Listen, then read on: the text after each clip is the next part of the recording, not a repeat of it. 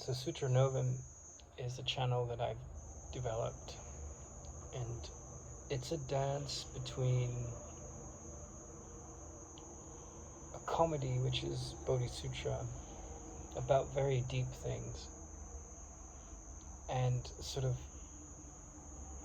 the elegant side of life, you know, that beautiful poem that gets read at the funeral of the person you loved, or was very challenging to love, and the tears that come up, and the beauty of such an experience.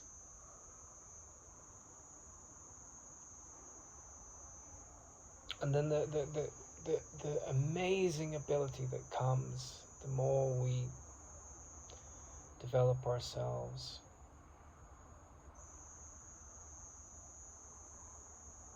to laugh away the pain, which is a very difficult thing for most humans to do. And in this video, I just want to talk about 3 lines from the Course in Miracles, which I think are very powerful. My only problem with the Course in Miracles, it's in a Christian language and it says a lot about God.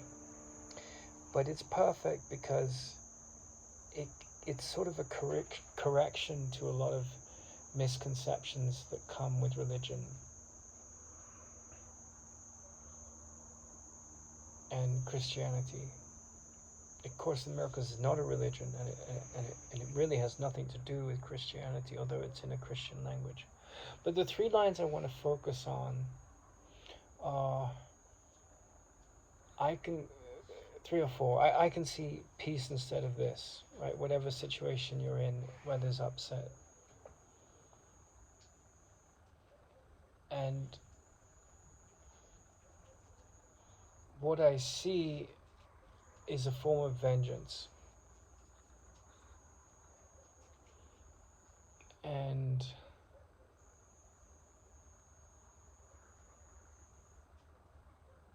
I can see peace instead of this. And finally, when you struggle with the wisdom of these lines, or the profound challenge of these lines, above all else, meaning there's nothing that can uproot this priority, but this is the highest of my priorities. No matter what I have to do in the world, I can see this situation differently.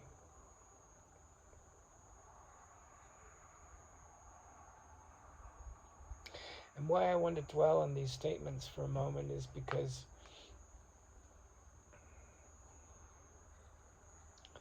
they are lifelines, not from someone outside you, not from some spiritual teacher, not from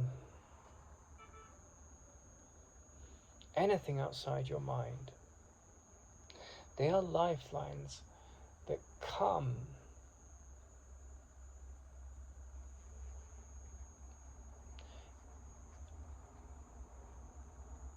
into the framework of your consciousness when you're drowning in the waters of your upset and your sadness and your any kind of a negative emotion.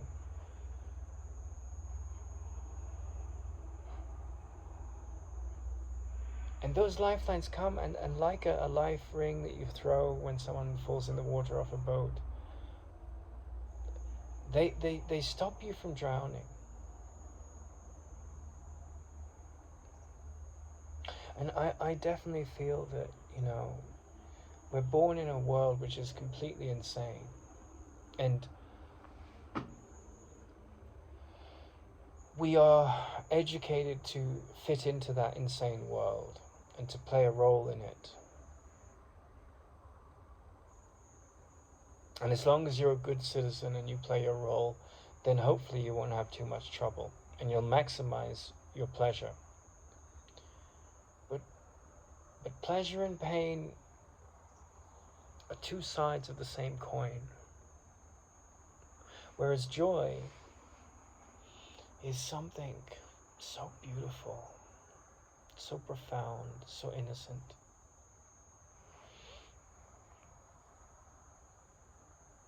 And joy is, if you associate an animal with the word joy, it might be a baby, or it may be a baby lamb frolicking.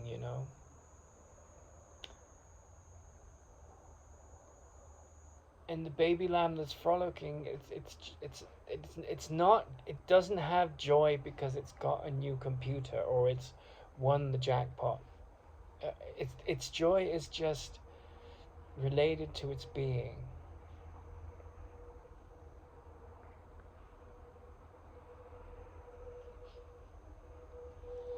And so all of these agendas that come with the story of a life, I have to go and fix this bureaucratic problem, I have to get this qualification to do this job, to be able to buy this house, I have to do X, Y, and Z, right?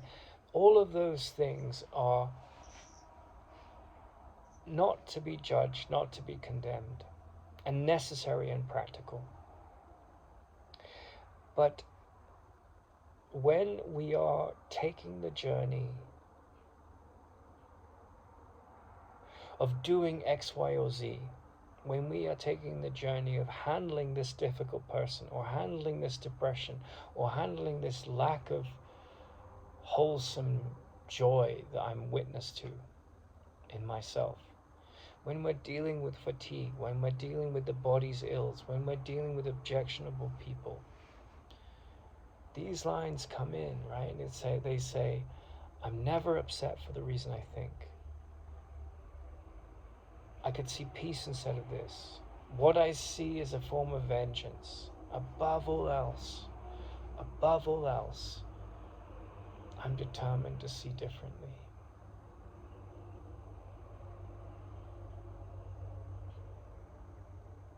And if we're really brutally honest, most people aren't very happy.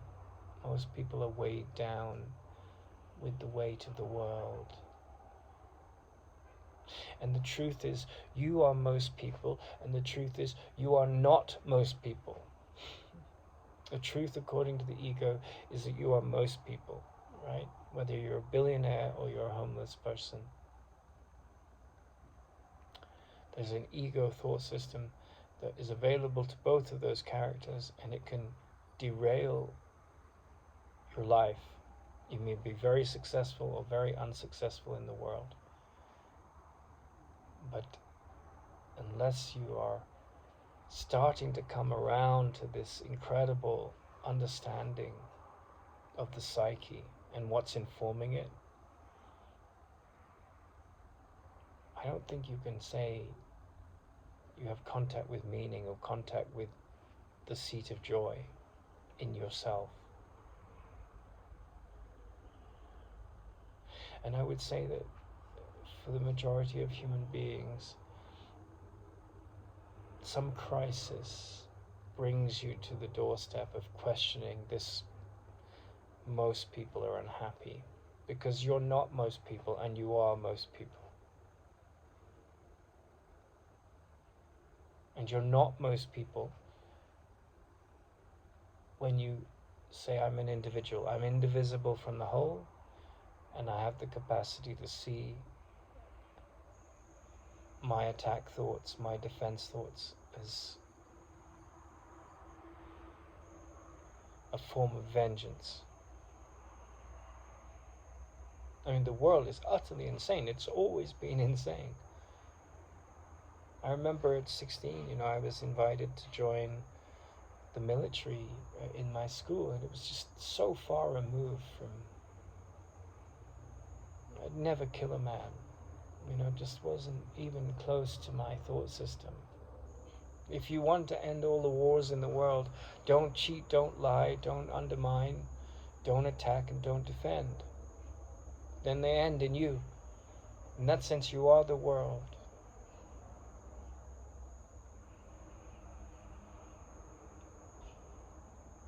I think, until you come upon this sense that there's something holy and sacred in every single one, you're in the prison of your own making. You don't even see it. It's a conditioning. It's not your own making exclusively. It's society's making. It's making. It's what you've been conditioned to believe.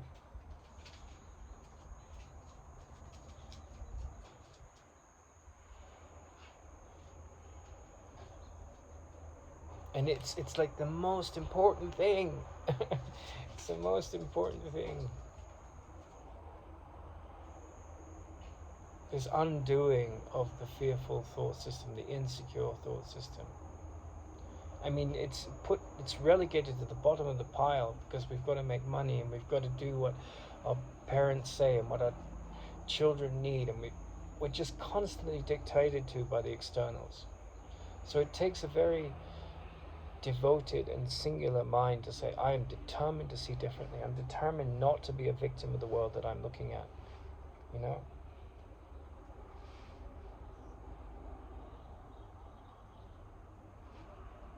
And what will it demand of you to find that? And there's a really interesting word in Greek, ancient Greek, related to the mystical language of Greece, and it's ilankos, right? And it means helplessness. But the ego's version of helplessness is, I can't do this. Although I couldn't do that. This is too difficult. Oh, I've wasted my life. There's this endless story of this voice of helplessness in the ego's thought system. But in the Greek mystical meaning of ilankos, it's a different vibration to that. It's saying, I will be completely humble before the vista that I'm looking out upon. And I will recognize that all my conditioned thinking is polluting my capacity to see. I'll be open to that. So it's like, it's taking this packaged story of your pain and your malicious projections and your insecurity and throwing it overboard and saying, I'm ready to do that. I'm completely helpless without that. And then this sense of metis comes in, right? And metis has two meanings. It can be two words meaning no one. So who are you once you've thrown all that baggage out? You're nobody. That's what it means, nobody. But then the other meaning of metis means this trickery that can out-trick the stupidity and the nonsense and the cleverness and the meanness and the pettiness and the madness and the sadness and the pain mechanism that is the ego. You out-trick it. You find a way to laugh gently at the sorrows of the world. Not to ridicule them, but to end your subscription to that thought system that generates the sorrow. And you're a different human being. You're not regulated by the externals in the same way that others are. You're not special, you're not better than anyone else. But something in you becomes determined to see differently. And is that an easy process? To not make a problem out of anything? To master that? Something goes wrong and you will not make a problem out of anything. Not a single thing. Today, some glass in the refrigerator broke. I've got to replace it. I've got a million problems, like all of you that are listening to this. Different versions of those problems. But I won't let my mind, I'm not saying I've mastered this. I'm saying that I'm only interested in mastering this. It's above all else I want to see differently. That I won't make anything into a problem. And I've got chronic fatigue at the moment, so I was lying for 2 hours today, just exhausted. And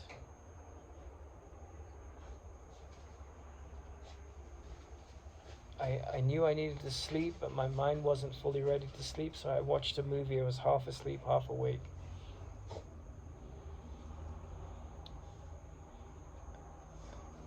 So I gave the body what it needed. I let it rest. I let the mind be distracted, entertained. And then when I woke up, I had fresh energy. Because the mind and the body have all these demands, they're bored, excited, frustrated, lonely, curious, constant demands.